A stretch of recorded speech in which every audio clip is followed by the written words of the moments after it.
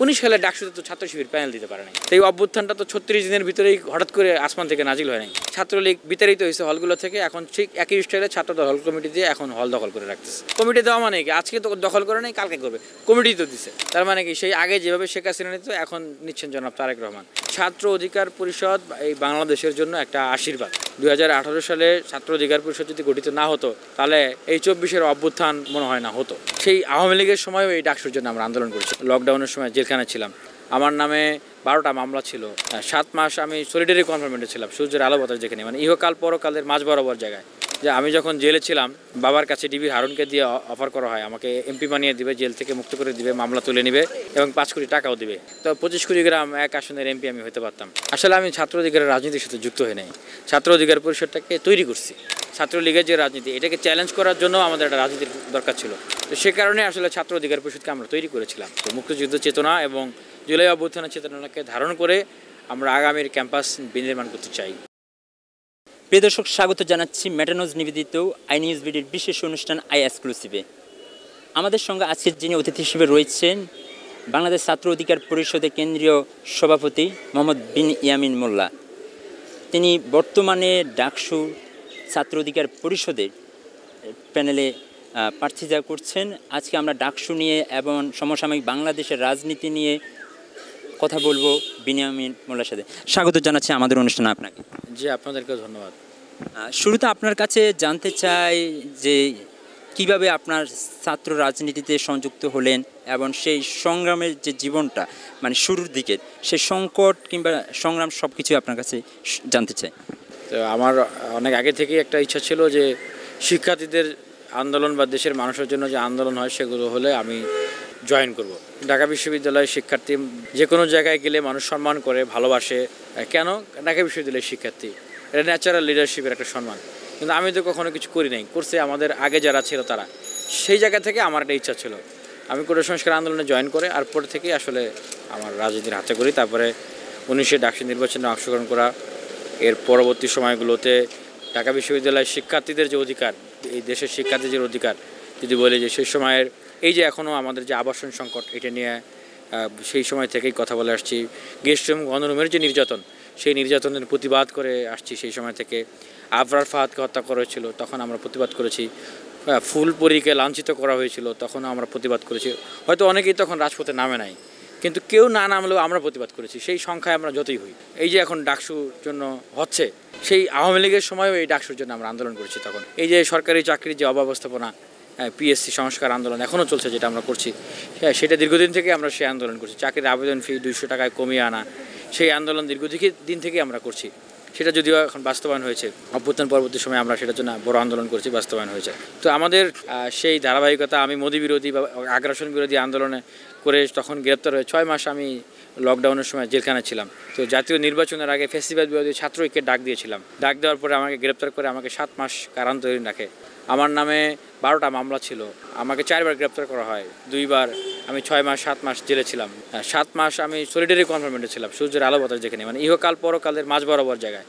তারপরেও আমরা আপোষ করি নাই। যে আমি যখন জেলে ছিলাম, বাবার কাছে ডিবি হারুনকে দিয়ে অফার করা হয় আমাকে এমপি বানিয়ে দিবে, জেল থেকে মুক্ত করে দিবে, মামলা তুলে নিবে এবং 5 কোটি টাকাও দিবে। তো 25 কুড়িগ্রাম এক আসনের এমপি আমি হতে পারতাম, কিন্তু হয় নাই। কারণ আমরা তখন বিট্রে করলে, গাদ্দারি করলে দেশে মানুষ, তরুণদের আর বিশ্বাস করতো না। তরুণদের দিয়ে আর কোনো আন্দোলন হলে সেই আন্দোলনে জয়েন করতো না। আপনার কাছে আরেকটা বিষয় জানতে চাই, সেটা হচ্ছে আপনি ছাত্র অধিকার পরিষদের এখন কেন্দ্রীয় সভাপতি হিসেবে দায়িত্ব পালন করছেন। কেন আপনি ছাত্র অধিকার পরিষদের রাজনীতির সাথে যুক্ত হলেন সেটাই জানতে চাই। আসলে আমি ছাত্র অধিকারের রাজনীতির সাথে যুক্ত হয়ে নাই, ছাত্র অধিকার পরিষদটাকে তৈরি করছি।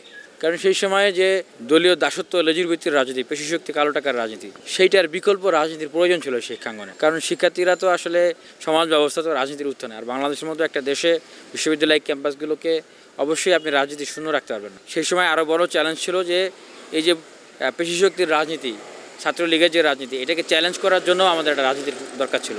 তো সে কারণে আসলে ছাত্র অধিকার পরিষদকে আমরা তৈরি করেছিলাম। আমরা কিন্তু একদমই ইন্ডিপেন্ডেন্ট, আমি কিন্তু নির্বাচিত কেন্দ্রীয় সভাপতি, আমরা নেতৃত্ব নির্বাচন, পলিসি মেকিং, পলিসি ইমপ্লিমেন্ট আমরা কিন্তু স্বাধীন, আমাদের কমিটি কোনো জায়গা থেকে আসে না। আর আমাদের যে কার্যক্রমগুলো শিক্ষার্থীদের অধিকার ভিত্তিক এবং ছাত্র কল্যাণমূলক।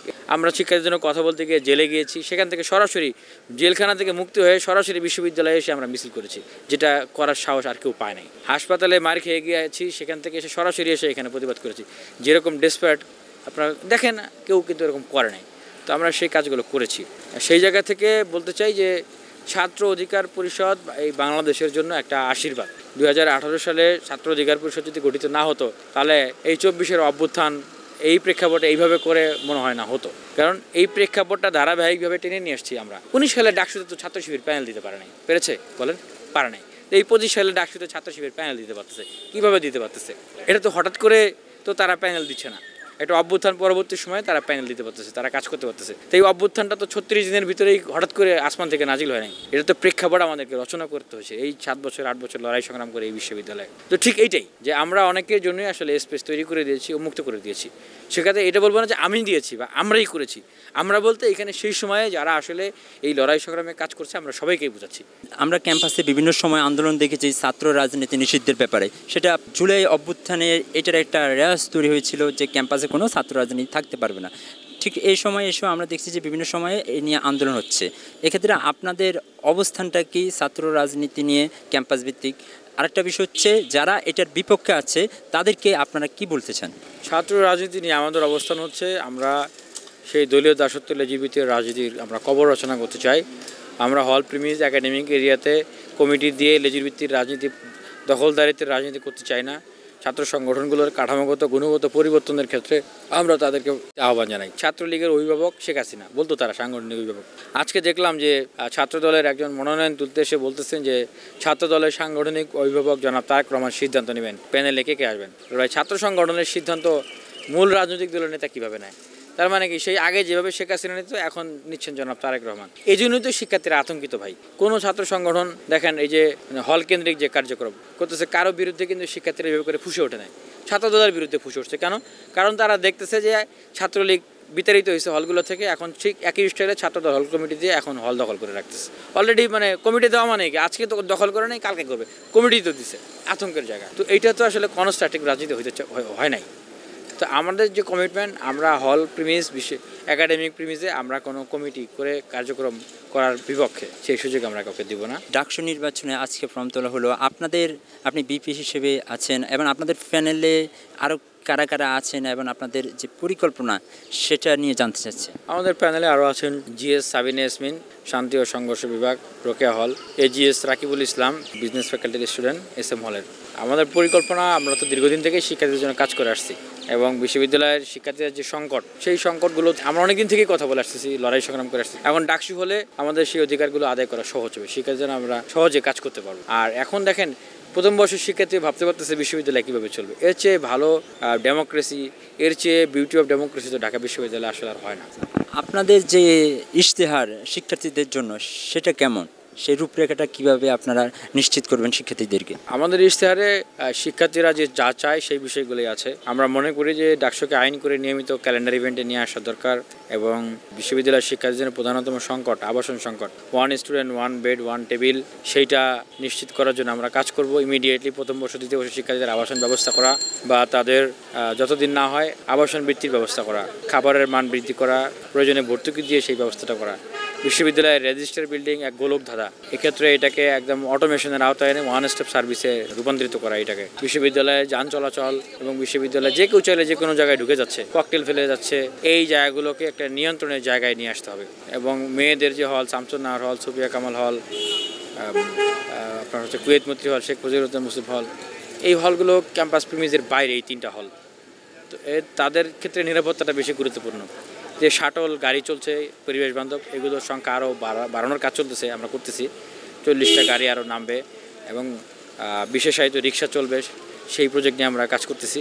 তাহলে এই সমস্যাগুলো অনেকটা সমাধান হবে। এবং একাডেমিক এরিয়া, প্রশাসনিক এরিয়া, বিশ্ববিদ্যালয়ের শিক্ষার্থীদের জন্য স্পেসিফিক যে জায়গাগুলো, এগুলোকে নিয়ন্ত্রিত করা, তাহলে আমরা মনে করি অনেকাংশেই এই সমস্যাটার সমাধান হবে। তার পাশাপাশি বিশ্ববিদ্যালয়ে হাজার হাজার কোটি টাকার বাজেট হলো, লাইব্রেরির আলাপ নাই সেখানে, এবং এই বাজেটটা পুরোপুরি আসলে পারফেক্ট না। সেক্ষেত্রে আমরা যেটা কমিটমেন্ট করতেছি, আমরা দায়িত্ব পেলে আমরা এই বাজেটটাকে রিভাইজ করব।